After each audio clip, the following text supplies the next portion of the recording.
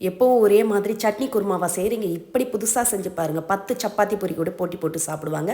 அதுக்கு வானலில் 2 table spoon எண்ணெய் ஊற்றி கடலைப்பருப்பு, கடுகு, உளுத்தரிசி, சீரகம், சோம்பு, 2 வரமிளகா, 10 பூண்டு பல்ல பொடியாக கட் பண்ணி சேர்த்துக்கங்க. கூடவே ஃப்ரெஷ்ஷான கருவேப்பிலை, 4 பச்சை மிளகா பொடியை கட் பண்ணி சேர்த்து எல்லாம் நல்லா வதங்கினதும் 4 பெரிய சைஸ் வெங்காயத்தையும் இது மாதிரி நீட்டு வாக்கில் கட் பண்ணி சேர்த்து கூடவே 1 டீஸ்பூன் உப்பு சேர்த்து கண்ணாடி பதத்துக்கு வதங்கிக்கங்க. வெங்காயம் நல்லா வதங்கி வந்த பிறகு கொஞ்சம் பெருங்காயத்தூள், 1/4 டீஸ்பூன் மஞ்சத்தூள் சேர்த்து நல்லா கலந்துட்டு இதோட 2வது அரைச்ச தேங்காய் பால் 1 கப் அளவுக்கு சேர்த்து கலந்துட்டு கூடவே ஒரு மீடியம் சைஸ் பழுத்த தக்காளி பொடியாக கட் பண்ணி சேர்த்து கலந்து ஒரு 2 நிமிஷம் மூடி வைங்க. தேங்காய் பால்லே வெந்து சாஃப்ட் ஆகட்டும். இப்போ சரியாக 2 நிமிஷம் ஆன பிறகு திறந்துட்டு இதோட 2 டேபிள் ஸ்பூன் அளவுக்கு கடலை மாவை 1/2 கப் அளவுக்கு தண்ணியில் கட்டிகள் இல்லாமல் கலந்து ஊற்றிட்டு திரும்பவும் மூடிடுங்க. மூடி 1 நிமிஷம் மாவோட பச்சை வாசனை போய் வெந்து திக்கானது இதோட அரைச்ச திக்கான தேங்காய் பால் 1 கப் அளவுக்கு ஊற்றி கலந்துட்டு 1/4 டீஸ்பூன் கரம் மசாலா தூள் கூடவே ஃப்ரெஷ்ஷான கொத்தமல்லி இலைகள் கொஞ்சம் தூவி நல்லா கலந்துட்டு சுட சுட பரிமாறி